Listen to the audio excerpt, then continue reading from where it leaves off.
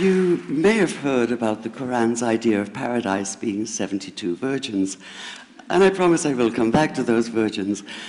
But in fact, here in the Northwest, we're living very close to the real Quranic idea of paradise, defined 36 times as gardens watered by running streams. Since I live in a houseboat on the running stream of Lake Union, this makes perfect sense to me. But the thing is, how come it's news to most people? I know many well-intentioned non-Muslims who've begun reading the Quran but given up, disconcerted by its otherness. The historian Thomas Carlyle considered Muhammad one of the world's greatest heroes, yet even he called the Quran as toilsome reading as I ever undertook, a wearisome, confused jumble. Part of the problem, I think, is that we imagine that the Quran can be read as we usually read a book, as though we can curl up with it on a rainy afternoon with a bowl of popcorn within reach, as though God, and the Quran is entirely in the voice of God speaking to Muhammad, were just another author on the bestseller list.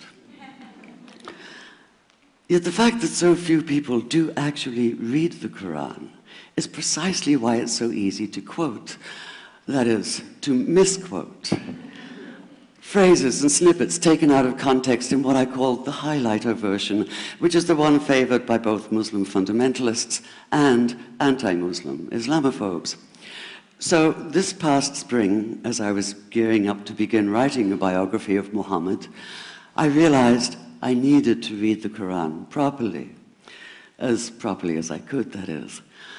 My Arabic's reduced by now to wielding a dictionary, so I took 4 well-known translations and decided to read them side by side, verse by verse, along with a transliteration and the original 7th century Arabic. Now, I did have an advantage. My last book was about the story behind the Shia-Sunni split, and for that I'd worked closely with the earliest Islamic histories, so I knew the events to which the Quran constantly refers, its frame of reference. I knew enough, that is, to know that I'd be a tourist in the Quran, an informed one, an experienced one even, but still an outsider, an agnostic Jew reading someone else's holy book. So I read slowly. I'd set aside 3 weeks for this project, and that, I think, is what is meant by hubris, because it turned out to be 3 months. I did resist the temptation to skip to the back where the shorter and more clearly mystical chapters are, but every time I thought I was beginning to get a handle on the Quran, that feeling of, I get it now, it'd slip away overnight, and I'd come back in the morning wondering if I wasn't lost in a strange land. And yet the terrain was very familiar. The Quran declares that it comes to renew the message of the Torah and the Gospels, so 1/3 of it reprises the stories of biblical figures like Abraham, Moses, Joseph, Mary, Jesus. God himself was utterly familiar from his earlier manifestation as Yahweh, jealously insisting on no other gods. The presence of camels, mountains, desert wells, and springs took me back to the year I spent wandering the Sinai desert. And then there was the language, the rhythmic cadence of it, reminding me of evenings spent listening to Bedouin elders recite hours-long narrative poems entirely from memory. And I began to grasp why it's said that the Quran is really the Quran, only in Arabic. Take the Fatiha, the 7-verse opening chapter that is the Lord's Prayer and the Shema Israel of Islam combined. It's just 29 words in Arabic, but anywhere from 65 to 72 in translation. And yet the more you add, the more seems to go missing. The Arabic has an incantatory, almost hypnotic quality that begs to be heard rather than read, felt more than analyzed. It wants to be chanted out loud, to sound its music in the ear and on the tongue.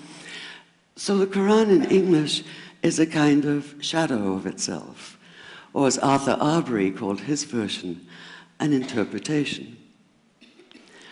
But all is not lost in translation. As the Quran promises, patience is rewarded, and there are many surprises. A degree of environmental awareness, for instance, and of humans as mere stewards of God's creation, unmatched in the Bible. And where the Bible is addressed exclusively to men, using the second and third person masculine, the Quran includes women, talking, for instance, of believing men and believing women, honorable men and honorable women. Or take the infamous verse about killing the unbelievers. Yes, it does say that, but in a very specific context. The anticipated conquest of the sanctuary city of Mecca, where fighting was usually forbidden. And the permission comes hedged about with qualifiers. Not you must kill unbelievers in Mecca, but you are allowed to, but only after a grace period is over. And only if there's no other pact in place. And only if they try to stop you getting to the Kaaba.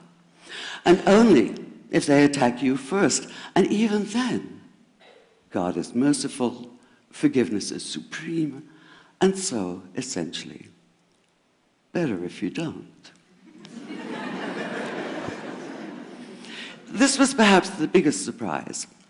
How flexible the Quran is, at least in minds that are not fundamentally inflexible. Some of these verses are definite in meaning, it says, and others are ambiguous. The perverse at heart will seek out the ambiguities, trying to create discord by pinning down meanings of their own. Only God knows the true meaning. The phrase, God is subtle, appears again and again. And indeed, the whole of the Quran is far more subtle than most of us have been led to believe, as in, for instance, that little matter of virgins in paradise. Old-fashioned Orientalism comes into play here. The word used 4 times is huris, rendered as dark-eyed maidens with swelling breasts, or as fair, high-bosomed virgins. Yet all there is in the original Arabic is that one word, huris. Not a swelling breast or high bosom in sight. Now, this may be a way of saying pure beings, like in angels, or it may be like the Greek kos or kore, an eternal youth. But the truth is, nobody really knows, and that's the point. Because the Quran is quite clear when it says that you will be a new creation in paradise, and that you will be recreated in a form unknown to you, which seems to me a far more appealing prospect than a virgin.